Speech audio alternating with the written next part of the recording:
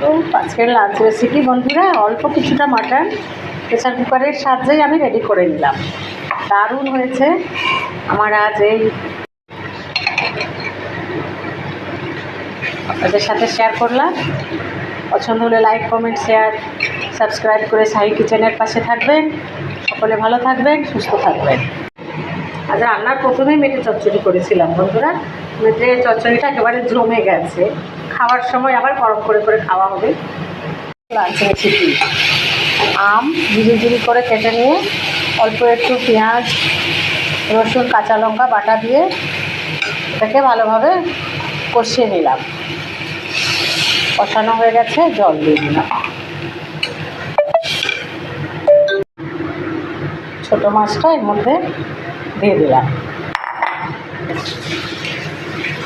তৈরি হয়ে যাবে আমার কুচো আম, কুচো মাছ দিয়ে একটা দারুণ রেসিপি। খুব সুন্দর রেডি হয়ে গেছে আমার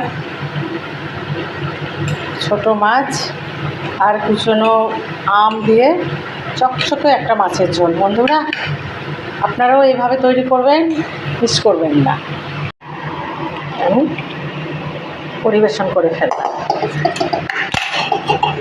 খুব সুন্দর তৈরি হয়ে গেছে চুনো মাছের কুচো আম দিয়ে ঝোল।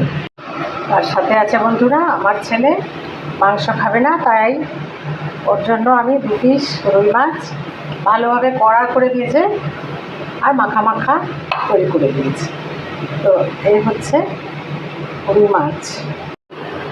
যে আমের চাটনি রেডি হয়ে গেছে, ঝুড়ো ঝুড়ো আমের চাটনি লাঞ্চ রেসিপিতে তৈরি করে ফেললাম।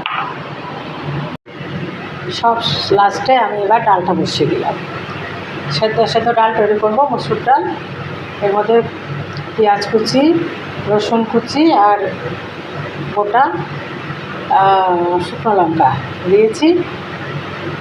শুকনো তারপরটাও শেয়ার করে ফেললাম। ভাতও বসিয়ে দিয়েছি লাস্টে। এই আমার আজকের লাঞ্চ রেসিপি বন্ধুরা।